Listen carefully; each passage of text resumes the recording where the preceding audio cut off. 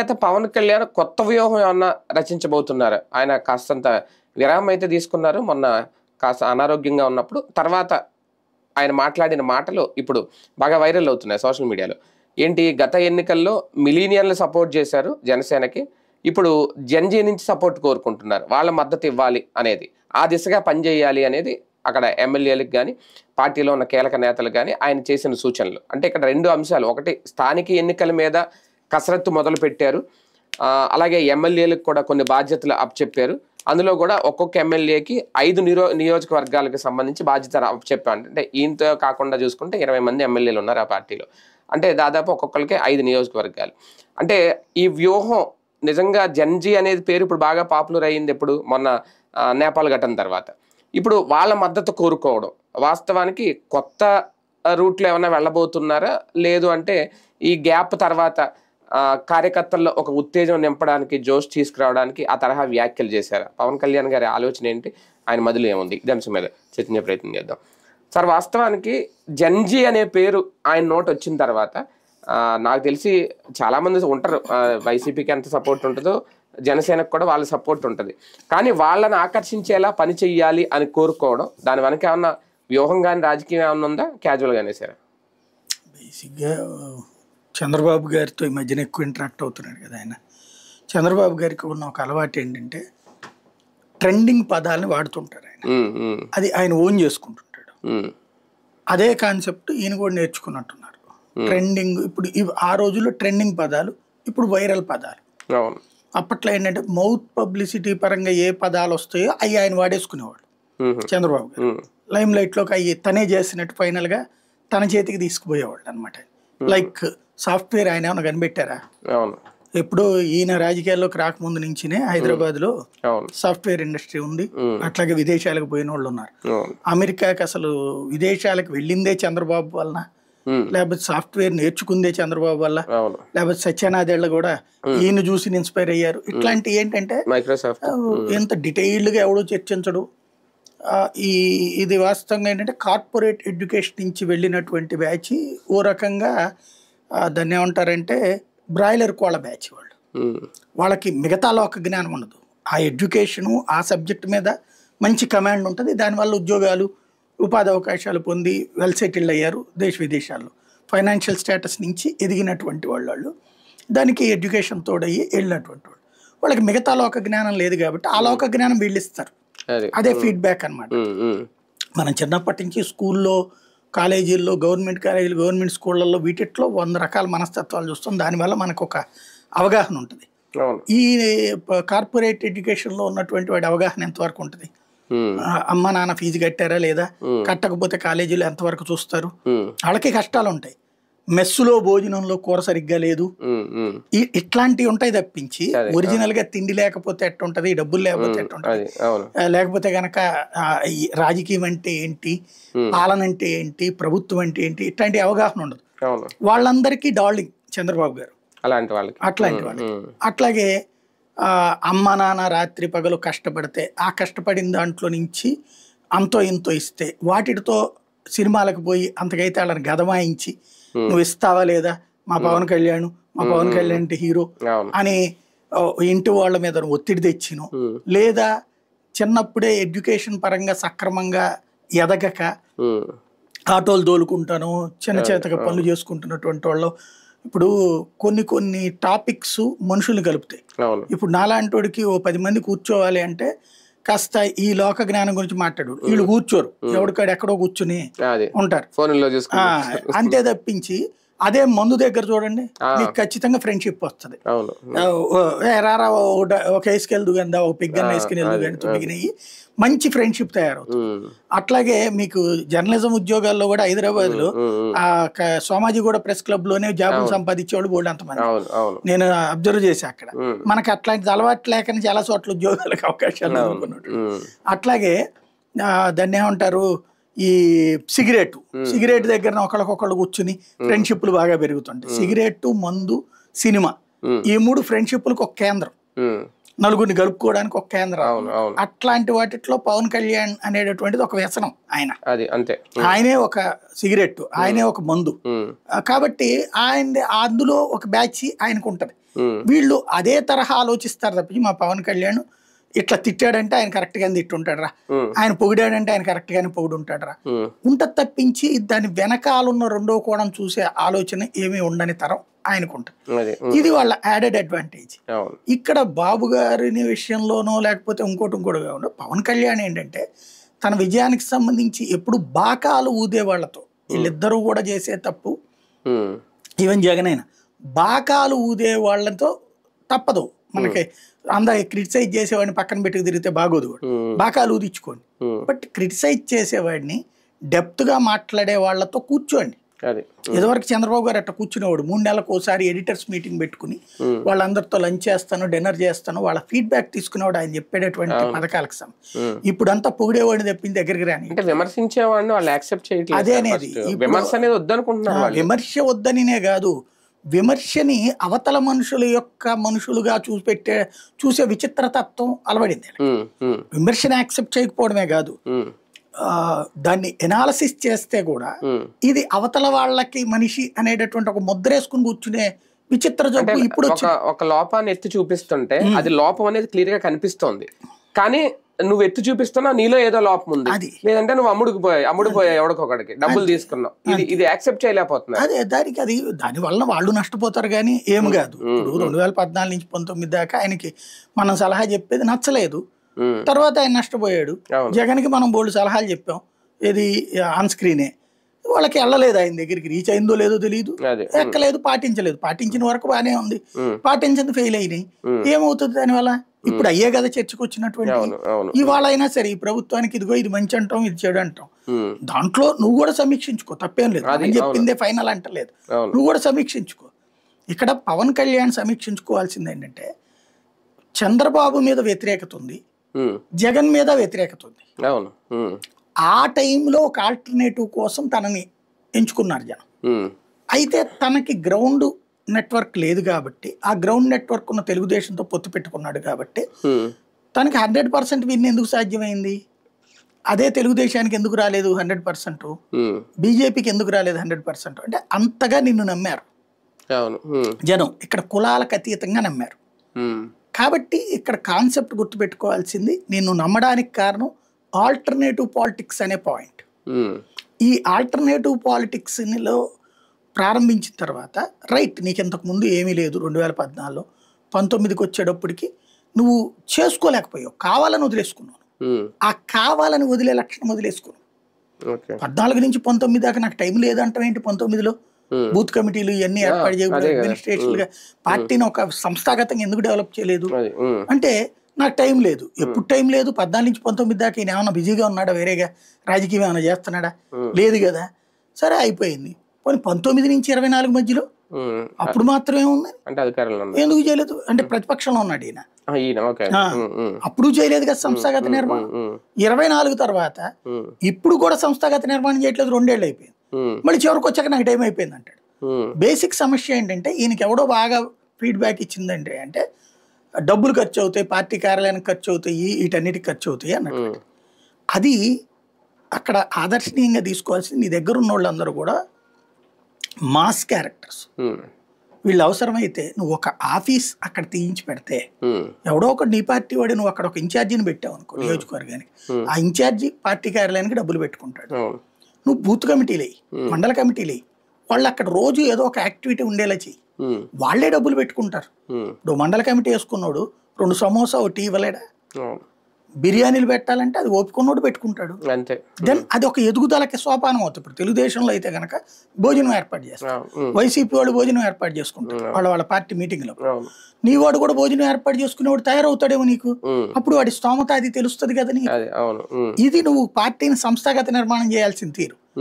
అది వదిలేసి ఇప్పుడు ఇవాళకి కూడా ఏమంటున్నాడు ఆయన, 5 జిల్లాలకు ఒకళ్ళు ఉండాలా, 10 జిల్లాలకు ఒకళ్ళు ఉండాలా. ఇంకొకటి వాళ్ళు అసలు ఏం కోరుకుంటున్నారు? నీకు ఏదో టెక్నాలజికల్ గా అద్భుతమైనటువంటి టాలెంట్ ఉంది మాకని చెప్తున్నారు కదా, అందరికీ తలకో పేపర్ ఇవ్వండి. మీ అభిమానులకి ఇప్పుడు 14 లక్షలు 15 లక్షలు వీళ్ళ ఇది తీసుకుని ఉన్నారు సభ్యత్వం. వాళ్ళందరికీ మీకు అసలు పార్టీ నుంచి ఏం ఆశిస్తున్నారు, రాష్ట్రంలో మీరేం కోరుకుంటున్నారు, మీరేం చెప్పద్దు, ఆప్షన్స్ ఇవ్వద్దు, ABCDలు వాళ్ళు ఏం కోరుకుంటున్నారు, అదొక 5 పాయింట్లు ఇదొక పాయింట్లు ఏమని అడగండి, ఇవన్నిటి కంప్యూటరైజ్ చేయండి, టోటల్గా స్క్రూటినీ చేయండి. ఇవాళ ఆర్టిఫిషియల్ ఇంటెలిజెన్స్ వచ్చింది కదా, దాని ప్రకారం ఇవి స్ట్రీమ్ లైన్ చేస్తే ఏది ఎక్కువ కోరుకుంటున్నారో ఆ 5 అమలు చేయండి. ఏది ఎక్కువ కోరుకుంటున్నారో అది టెక్నాలజికల్ వాడుకున్నట్టు ఉంటుంది, వాళ్ళ మనోభావాలు గుర్తించినట్టు ఉంటుంది. అట్ ద సేమ్ టైం సాధారణ ప్రజలను అడగండి. ఇప్పుడు ఇవి వచ్చినాయి కదా సెల్ ఫోన్స్, వాటిట్లో 2 ఆప్షన్స్ ఇవ్వండి. మీరు ప్రతిదానికి కూడా పబ్లిక్లో అడగండి, ఈ అంశం మీదన ఏంటి, ఈ అంశం మీదన ఏం కాదు, ఇది ఒక ఆస్పెక్ట్. రెండోది, నీ సంస్థాగత నిర్మాణంలో నీ వాళ్ళు సఫర్ అవుతున్నది ఏంటి అంటే, నువ్వు పొందుతున్న గౌరవంతో నువ్వు తృప్తి పొందుతున్నావు, కానీ నీ కింద వాడిని అవమానిస్తున్నారు, అసహించుకుంటున్నారు, దూరం పెడుతున్నారు, వాళ్ళని ఎదగనీయకుండా చేస్తున్నారు. ఇంకప్పుడు నువ్వు నాయకుడు ఎట్టవుతావు? నేను మాత్రం కంఫర్టు, నాకు మాత్రం విఐపీ లాంఛనాలు కావాలి, నా అనుచరుడికి అక్కర్లేదు, నా నియోజకవర్గ నాయకుడికి అక్కర్లేదు అనుకుంటే ఎట్లాగా? ఇది జెన్యూన్ అవుతుందా? తన్నినా కూడా పట్టించుకోకపోవడం, లేకపోతే కేసులు పెట్టినా కూడా పట్టించుకోకపోవడం. ఇప్పుడు శ్రీకాళహస్తి అమ్మాయి ఏంటి, అవమానించబడింది ఎట్లాగే కదా, మర్డర్ చేయడం తప్పు, కానీ ఏ కారణంగా జరిగింది? ఒక ఆడపిల్లను నువ్వు కాపాడుకోలేవు. 30,000 మంది ఆడపిల్లని కాపాడలేదని అంతకుముందు గొడవ చేస్తుంది, అందులో ఆ 30,000 మంది కాదన్నది అబద్ధమని తేలిపోయింది. మొన్న ఇచ్చిన వేదిక కూడా అయిపోయింది. సరే, అది కూడా మనం మాట్లాడలేదు. బట్ నీ ఆడపిల్ల అన్యాయానికి గురైంది, ఏమైపోయింది? నువ్వు న్యాయం చేయకపోబట్టినే కదా అమ్మాయి మర్డర్ దాకా చేయాల్సి వచ్చింది. అంటే ఏం న్యాయం జరుగుతున్నట్టు? నువ్వు నియోజకవర్గాల్లో నువ్వు చంద్రబాబు ఎట్లా ఉంటున్నావు, నువ్వు లోకేష్ ఎట్లా ఉంటున్నారు, తెలుగుదేశం జనసేన వాళ్ళు అట్లా ఉండమను. అలా లేని చోటన నువ్వు ఇప్పటికీ చెప్తున్నారు, నీకు నువ్వు పట్టించుకోవట్లేదు. తన్నినా కూడా పట్టించుకోపోతే ఎట్లాగా? మొన్న కూడా దాడి జరిగింది పి గన్నవరం దగ్గర, ఎక్కడో మాది ఇది ఏం లేదు అని చెప్పేసి. ఇప్పుడు సమస్య ఎక్కడ వస్తుందంటే, ఈయన్ని వరకు సాటిస్ఫై చేసే విధంగా పొగడ్తలు మాట్లాడుతున్నారు, ఈయన్ని వరకు రెచ్చగొట్టేటటువంటి ప్రయత్నం చేస్తున్నారు. నీకేంటి, వాడు జగను, వాడు దుర్మార్గుడు, నువ్వురా నిన్ను ఎక్కడ ఉండాలో అక్కడే ఉంచుతున్నారు, నీ మానసిక సంతృప్తి పరుస్తున్నారు. జగన్ ఇట్లా చేయలేదు కాబట్టి నీకు ఓకే. జగన్ నిన్నెందుకు పొగుడుతాడు? ఇదే తెలుగుదేశం నిన్నెంత ముందు విమర్శించలేదా, నిందించలేదా? పవర్లో లేకపోతే, నీవు వాళ్ళతో కలిసి లేకపోతే నిన్ను జగన్కి 4 రెట్లు తిడతారు. జగన్ అధికారంలో ఉండి తిట్టింది అయితే గీత పెళ్లిళ్ళ గురించి మాట్లాడింది, కానీ వీళ్ళైతే రకరకాల మాట్లాడుకొచ్చారు. ప్యాకేజీ స్టార్ అని పేరు పెట్టింది ఎవరు అసలు? వాళ్ళే కదా. ఇప్పుడు బేసిక్గా నీ పార్టీని ఇంకా నేను చూస్తూ ఉంటాను అంటే, ఇంకొక టర్మ్ అయిన తర్వాత నిన్ను ఆల్టర్నేటివ్గా చూడరు అసలు. అంటే ఏంటి, పవన్ కళ్యాణ్ గారు ఏమైనా ట్రాప్లో పడుతున్నారా? అంటే సమస్యల మీద, సమాజం మీద ఇంత అవగాహన ఉన్న వ్యక్తి ఒక మిత్రపక్షం ట్రాప్లో ఏమన్నా పడి ఇదంతా చేస్తున్నారా? అదేం లేదు. ఇప్పుడు ఆయన పేరే పవన్. పవన్ అంటే అదేంటి, ఆంజనేయ స్వామికి మరో పేరు. ఆంజనేయ స్వామికి తన శక్తి తెలియదు, అట్లాగే ఈయనకి తన శక్తి తెలియదు. అంతేనా? ఆంజనేయ స్వామికి లంకకి వెళ్ళిపోగలడని ఎవరికి తెలిసింది? సుగ్రీవుడికి తెలిసింది. ఇక్కడ చంద్రబాబుకి తెలిసి వాడుకుంటున్నాడు ఆయన శక్తిని. అంటే 21 స్థానాలు గెలిచిన శక్తి తెలియలేదు అంతే కదా. అంటే ఆయన అనుకుంటుంది ఏంటంటే, నేను ఇంతే, అంటే నాకు మొత్తం విడిగా పోటీ చేయడం కాదు. నీ వ్యూహం ఏమైంది? నువ్వెందుకు వ్యూహాలు పనులు? ఇప్పుడు ఇదేం వ్యూహం సార్? ఇప్పుడు ఐదు నియోజకవర్గాలు ఒక్కొక్క ఎమ్మెల్యేకి, అంటే దాదాపు 100 నియోజకవర్గాలు. ఓకే, ఇప్పుడు స్థానిక సంస్థల ఎన్నికలకని ఇది అనుకుందాం, ఇదే రేపు కంటిన్యూ చేయొచ్చు, ఎందుకంటే అంతకు మించి ఎమ్మెల్యేలు లేరు కాబట్టి. అంటే 100 నియోజకవర్గాలు, ఇప్పుడైతే 175 కదా మనం లెక్క. రేపొద్దున్న మెయిన్ ఎన్నికల్లో ఓకే, అప్పుడు ఏమైనా 225 అవుతాయేమో. అంటే 100 లెక్క ఏంటి టార్గెట్? వీళ్ళది ఏమన్నా పెంచుకుంటున్నారా? అదేం లేదు, నాకు తెలిసేది ఎవడో రాసి ఇచ్చి ఉంటాడు ఇట్లా బెటర్ అని చెప్పేసి. వీళ్ళ అడ్మినిస్ట్రేషన్ వాళ్ళు ఎవరో చెప్పుంటారు, దాన్ని అమలు చేస్తాను. లేదా ఇప్పుడు వీళ్ళకి కూడా కన్సల్టెన్సీలు తెలుగుదేశం వాళ్ళే కదా, వాళ్ళు ఎవరని చెప్పుంటే ఈయన అమలు చెప్పుంటుంటాడు. ఈయన అంత పెద్ద బ్రెయిన్ తో వాడి చేశాడు అనుకోవట్లేదు. ఈయన బ్రెయిన్ తో వాడితే చాలా టాక్టికల్ గా మాట్లాడగలడు, చేయగలడు. ఈయన బ్రెయిన్ వాడినట్టుగా అనిపించలే నాకు. ఇప్పుడు ఇది ఎట్లుంటదంటే, చుట్టూతా ఉన్నోళ్ళు కంఫర్ట్ అయిపోయారు, ఈయన కంఫర్ట్ అయిపోయాడు. కంఫర్ట్ గా ఉండేటప్పుడు కష్టపడే తత్వాన్ని గురించి చెప్పేవాడు ఉండడు పక్కన. చెప్పిన వాళ్ళని వీళ్ళ దగ్గరికి రానియరు.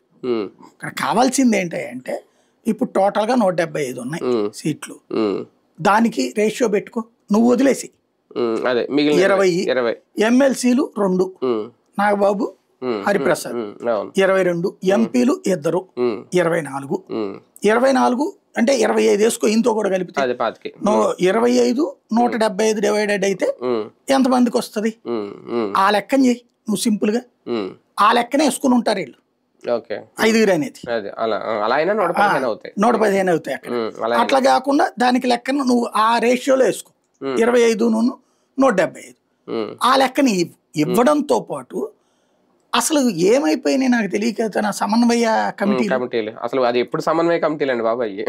ఎలక్షన్ ముందు పెట్టిన సమన్వయం ఎలక్షన్ తోనే అయిపోయింది. ఎలక్షన్ తర్వాత సచ్చినా కూర్చోలేదు, ఒక భేటీ కూడా అవ్వలేదు. మరి చంద్రబాబు గారితో కూర్చో, మాధవ్తో కూర్చో, అయ్యా మనం ఇంకా తట్టుకోలేము, కింద కార్యకర్తలు ఫీల్ అవుతున్నారు, మన సమన్వయం ఉండాలా, మా తరపున 27 నియోజకవర్గాలు 8 నియోజకవర్గాలకు ఒక సమన్వయకర్త ఉంటాడు, 29 275 అంటే తలా 9 నియోజకవర్గాలు, 9 నియోజకవర్గాలు ఆయన తీసేస్తే 10 వేసుకోపోని 10 నియోజకవర్గాలకు మా తరపున ఈయన ఉంటాడు, ఇదిగో లిస్ట్ ఇస్తున్నాం, మీ ఈ 10 మంది ఎమ్మెల్యేలు మీ వాళ్ళు ఉంటే, మా వాళ్ళు ఉంటే కూడా ఉండొచ్చు, కాబట్టి ఈ కోణంలో నుంచి మీరు తీసుకోండి, మీటింగ్ పెట్టండి, ప్రతి 3 నెలలకు ఒక మీటింగ్ ఉండాలి, ఈ లోపు ఏ ఇష్యూస్ అయితే వస్తాయో వాటి వెంటనే పరిష్కరించాలి, ఇద్దరు కొట్టుకున్నారంటే 2 పార్టీల తరపున 3 పార్టీల తరపున అక్కడ కూర్చుని సమన్వయం చేసి ఎవరికి తప్పు చెప్పి వాళ్ళ మీద శిక్షించడమా, లేకపోతే ఇద్దరి మధ్యన కాంప్రమైజ్ చేసి చేతులు కలపడమా, ఇది చేద్దాం మనము.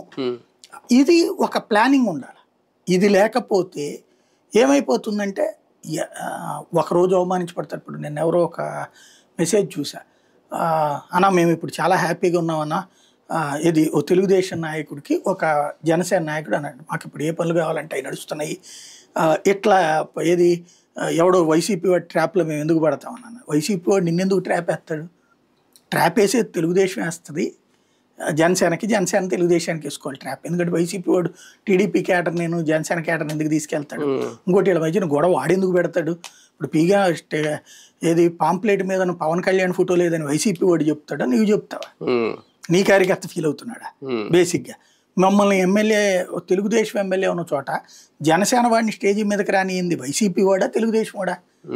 జనసేన ఎమ్మెల్యే ఉన్నటువంటి చోట అతనికి పని కాకుండా టీడీపీ వాడికి పని అవుతున్నది వైసీపీ వాడి వలన లేకపోతే టీడీపీ వలన? ఇది కామన్ సెన్స్ ఉండాలి కదా బేసిక్గా.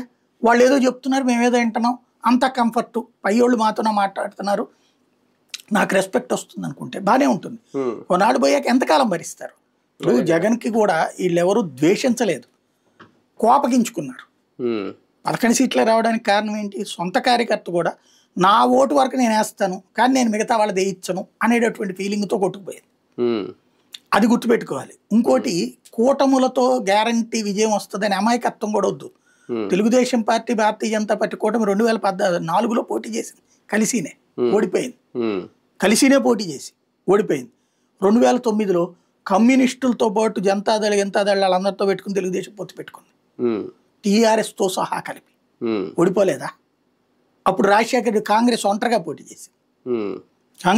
పోటీ చేసింది, 2009లో. వీళ్ళందరూ కలిసి పోటీ చేశారే, మరి ఎట్ట గెలిచాడు రాజశేఖర రెడ్డి? బేసిక్గా నువ్వు కూటమి కట్టేస్తే అనేటటువంటిది వద్దు.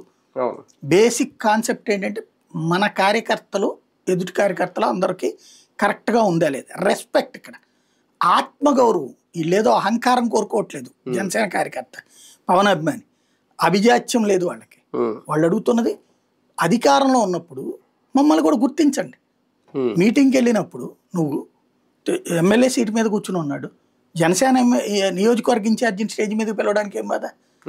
భారతీయ జనతా పార్టీ ఇది ఇన్ఛార్జిని స్టేజ్ మీద పిలవడానికి ఏం బాధ? ఇలా ముగ్గురు కూర్చుని ఈ ఇష్యూస్లో ఇదిగో మనం ఈ పథకానికి సంబంధించిన లబ్ధిదారులు డిసైడ్ చేస్తున్నాం, మీ వాళ్ళు ఎవరైనా ఉంటే లిస్ట్ ఇవ్వండి, మీ వాళ్ళే లిస్ట్ ఇవ్వండి.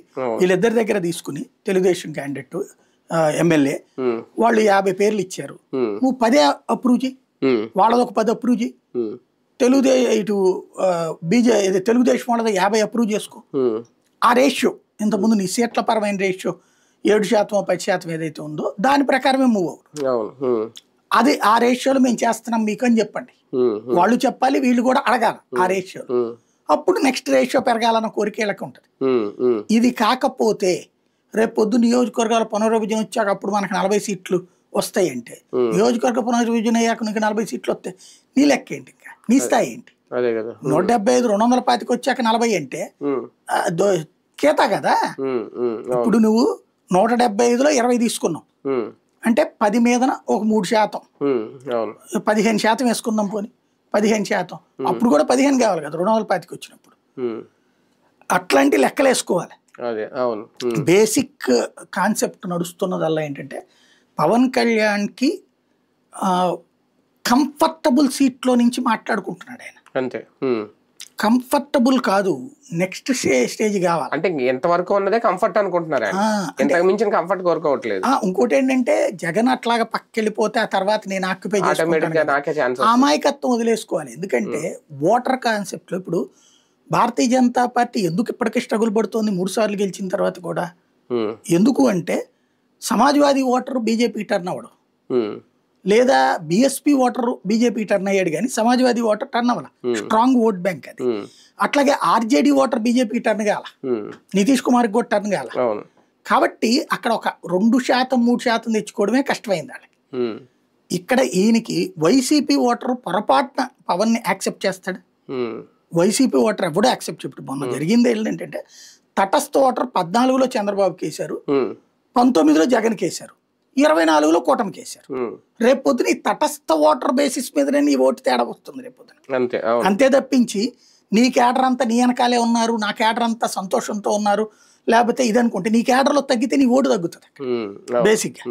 అంతే తప్పించి ఇంకోటి తటస్థ ఓటర్ ఏం కోరుకుంటున్నాడు? మీరు తటస్థ ఓటర్కి ఏం హామీ ఇచ్చారు?